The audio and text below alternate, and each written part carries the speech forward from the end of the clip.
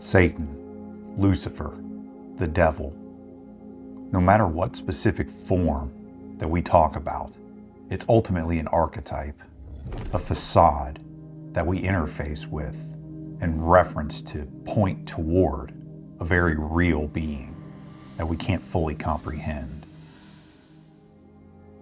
He is the transcendent pinnacle of evil, iniquity, incompleteness, an incompleteness that wants so badly to be complete, to be perfect again, actually, because the Luciferian components of this image tell us that he was once perfect, or damn near close. He was beautiful, holy, but something chaotic deep inside him manifested at some point. The thing about Satan is that he appeals to the intellect, the mind of man. He speaks to us. We may never fully grasp the entire satanic plan, but I believe we can achieve a low-resolution sort of glimpse of it. It's the idea that he is perpetuating, and within it the seed of a specific chaos that has his signature on it, is evident in these ideas. If he is indeed a real being, then make no mistake, he is the enemy of mankind, a dangerous one. We must know our enemy. So what is this plan, this secret plan by Satan? I guess I should ask more appropriately, what does he want? What is his ultimate goal? These are questions that theologians discuss and people just think about and like to imagine. We have all kinds of images and symbols that talk about that, but one of the things that I think that he ultimately wants is to tear down the established throne of God, to tear apart the fabric of this reality and reorder a new one in his image. Order out of chaos. This is a reference to those occult and Masonic signatures. But if he wants to tear apart the universe and reorder it, how would he do it? I mean, would he separate the elements down to their respective nuclear proton-electron ratios? Would he go even further? Would he go lower? Possibly seeking to obliterate the connection from the molecules entirely, eventually mixing a kind of cosmic soup. Ingredients he will use then to paste onto this blank canvas of a new creation. And in his mind, he expects to defeat the Most High God in doing this, and then creating a new universe in his image. It's actually a pretty terrifying thought if you really think about it. I mean, imagine that. That's absolutely terrifying. Physicists tell us that it can go deeper than even the molecules. Under that, there's quarks, and then ultimately strings, the very fine structures at the base of existence. They seem to be vibration itself, or as I like to say, as I've said many times, that it's the voice of God, the resonating voice of God that holds everything together. An ultimate glue holding the entire cosmos together. And there should be some respect for that, but of course, Satan does not respect that. He wants everything in his image. He wants to actually recreate the conditions of the Big Bang, if we conceptualize it that way. Easily shaped, think of molten metal. That's a good analogy, I suppose. You heat it, superheat it. Let's imagine an early universe and God says, let there be light. I use the Big Bang, which is not necessary in the theological idea of it, but this primordial, super white hot soup of everything in existence being in a small area. And of course, instantaneously it expands out. Within that white hot substance, superheated quarks, strings, whatever you want to, however low you want to go. But if we can recreate those conditions, hypothetically, you can recreate the moment of creation. You basically have these materials, something that a transcendent being would want to use to create a new universe. But I want you to kind of pay attention to the parallels, because as I'm doing this to describe Satan, but it seems to go right in line with some of the other things that are going on in physics. Okay? Enter CERN. Now, the scientists at CERN are creating precisely those types of conditions. The reset to a primordial soup, primed for reordering. And rumors persist that they have actually created antimatter. Now, this stuff nerfs nuclear weapons in comparison, okay? Atom bombs are a joke compared to these things. It's said that antimatter needs to be kept in a highly controlled vacuum and a specialized container, because if antimatter comes into contact with regular matter, a catastrophic detonation occurs. Now, if you think about it, these weapons are appropriate on a cosmic scale. And while these physicists study these particle collisions on a smaller scale at CERN, the progression and scaling up is inevitable. It always happens. And it could easily scale into weaponry. What could they possibly use these world destroyers for? You know, these things can annihilate planets. If you had enough antimatter, you could wipe out entire planets, or wipe them clean of any life, that's for sure. These satanic forces aligning with science to use this technology as cosmic weapons, things used in actual kinetic warfare against the Most High God. It's an old idea and it sounds antiquated when you hear it in myths and legends, but it's highly possible that even though it may not be attainable for someone who believes that God is ultimately omnipotent, omniscient, and all-powerful, it's, you know, we see it as foolishness, but that is not going to stop. That's what this video is designed to warn about, because there's always this persistent, pervasive element of the Luciferian mind. Like I said, he speaks to the intellect. He undermines and gets in there and plants these ideas that it can be done. This Most High can be overthrown, and something will have to take its place. And of course, the pride and ego of this higher angel, this cosmic being, is, as far as his ego goes, is more than willing to fill that void. There's also tons of rumors surrounding CERN and the scientific endeavors happening in Switzerland. These conspiracies talk about their alliance with otherworldly entities that are slowly feeding them the blueprints for even larger particle colliders and other technology. It's as if they need mankind in some capacity, or maybe even our consent to use the Earth as a weapons testing ground. And there's also this theory that Timothy Alberino actually talks about this a lot, that when God created the earth and mankind, we were given like the earth and men, as imperfect as they are. I mean, we had the fall and all this chaos, and we're under a curse, but we still were given domain that was never revoked from mankind. Okay, he created the earth, he created Eden in the earth. We were kicked out of Eden, but during the creation, he gave us dominion, and it belongs to mankind. Those who are genetically human. It's a legal, binding thing in existence.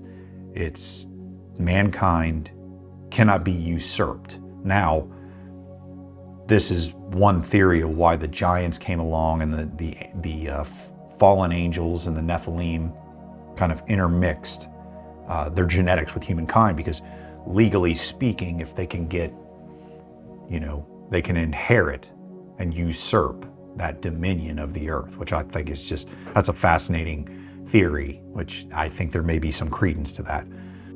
They need us, and they use us and corrupt mankind, because we are the seed of something.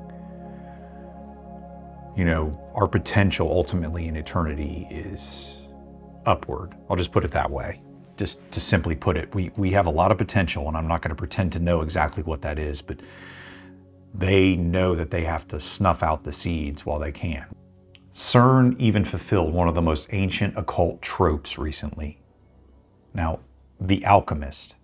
Think about this image, okay? The alchemist has always sought the power of transformation, lead into gold. And, when they seek this power of that transformation, in it lies the power to reshape the world. It's a microcosm of that satanic plot to recreate the cosmos in his own image. Now, I hope you see the parallels there. And people will, because you hear this all the time, when you see someone practicing these occult things. And, we talk about how terrifying the ego and the pride is of Satan and his plans and his ambition. And you can see it so clearly in the human being, because in the power to transmute metals and these other things, it seems like not such a big deal, but it is, because it always scales up, okay? There's no stopping it. You are responsible. It's a Pandora's box.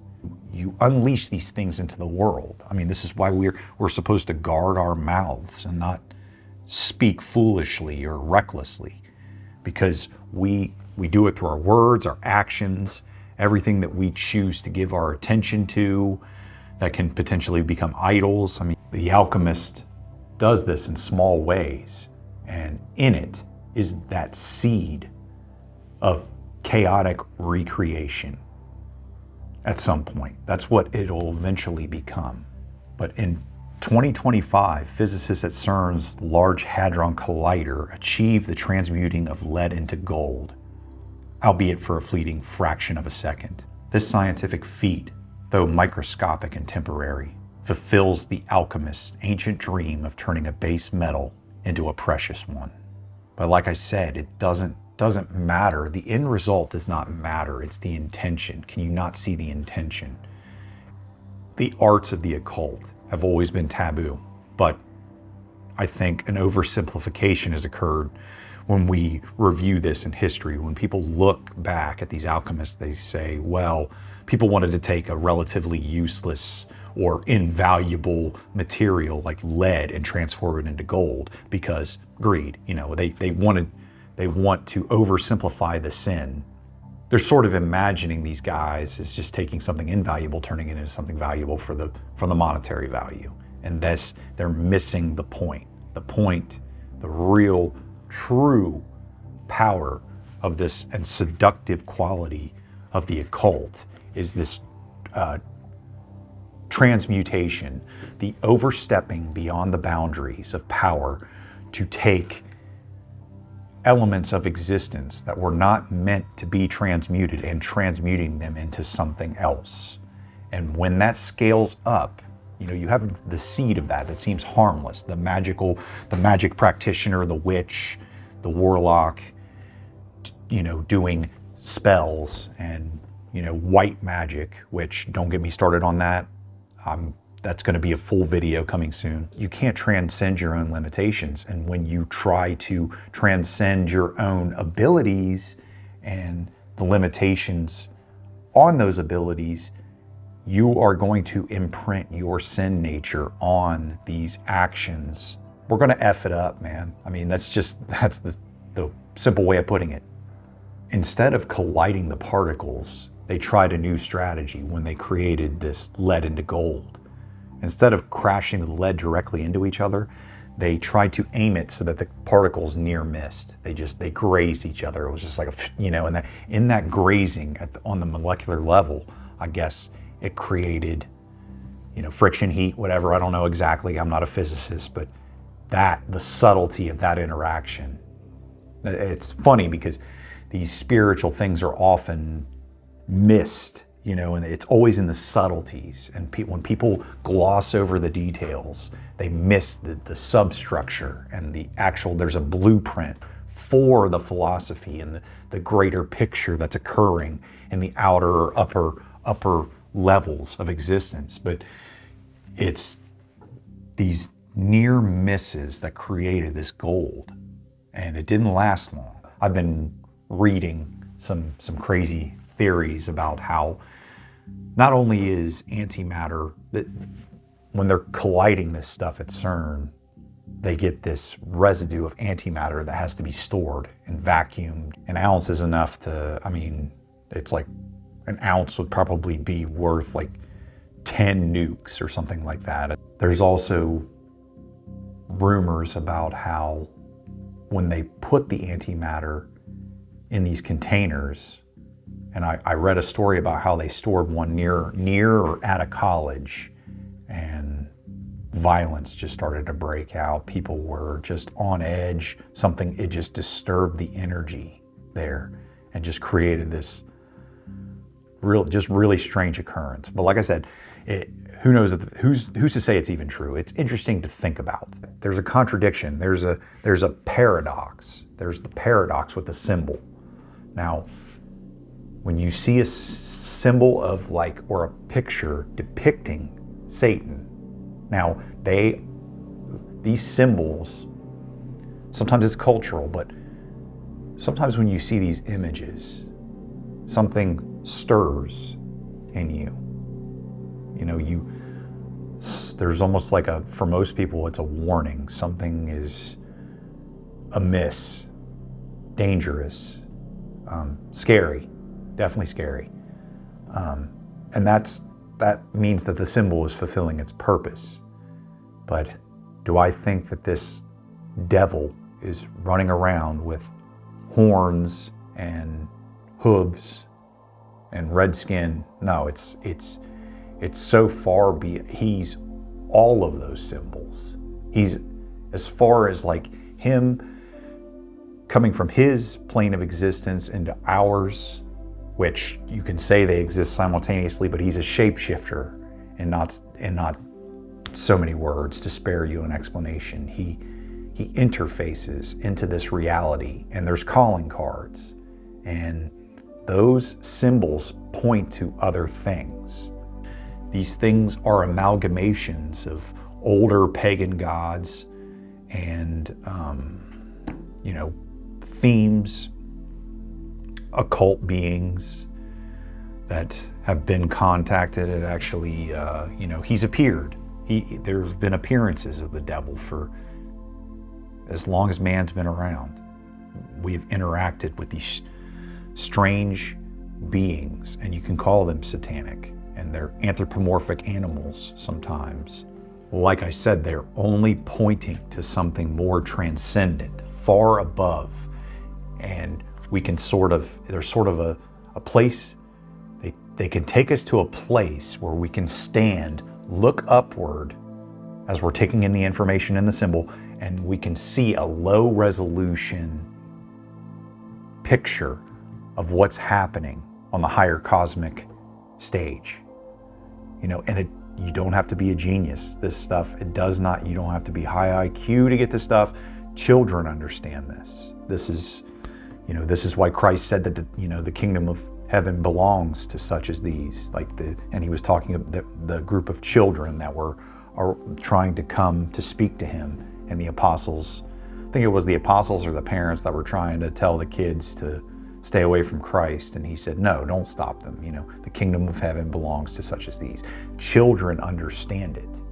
But what is the most popular form of storytelling to children? It's parables. It's Goldilocks, these old myths and tales that are loaded with symbols, and they understand the higher meaning. It translates. At that age, it's just amazing to watch when you tell a kid or read them a story, and they're just fascinated by it. It's this new idea. It's this new forming of information, and they know what to do with a lot of it. That's one of the amazing parts. They just instinctually absorb it, and it's yeah, it makes sense. That's, you shouldn't do this. They understand the morality of it, but then you'll get the questions.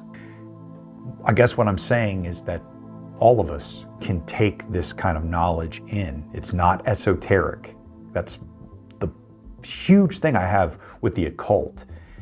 Even though I or others, people that I look up to can intellectually absorb those esoteric ideas. It's so elitist. I just have always felt the need to shine a light on that correct and moral way of reconciling that, and just being on an even keel with a creator. I mean, imagine a creator, a transcendent being that just wants to communicate these ideas.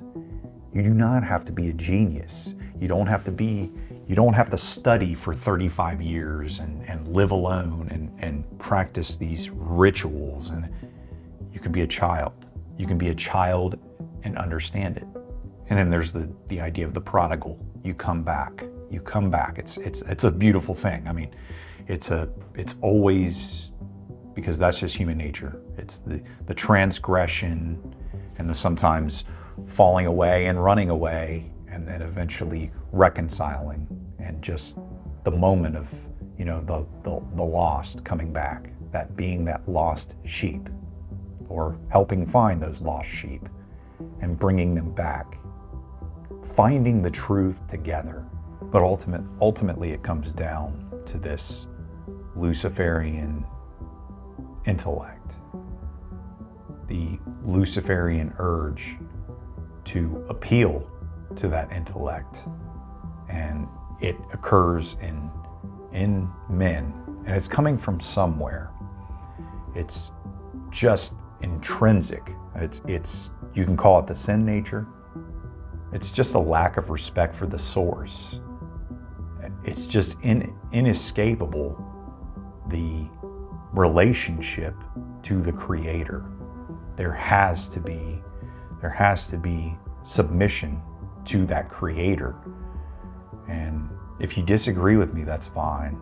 And if you misunderstand what I'm saying, watch some more of my videos and you'll kind of get closer to where I'm trying to get. But let me know what you think. You know, I've got tons of ideas, and one thing I'm guilty of on this channel is making videos for me instead of what you guys probably want to see. But the problem in that is I need to hear from you guys, you know, so comment and let me know, if you got a second, just let me know what kind of videos that you want to see. But I would say just pay attention to how it's even occurring in your own mind and spirit. That's another important component. Maybe I don't mention it often enough, but I hold myself in that, by that standard. It's as if whenever I see transgressions, you know, externally, you have to turn inward and look, because that it can inform you on what's going on in your own heart. But let me know what you think in the comments. Like, subscribe, share this with a friend, get the word out.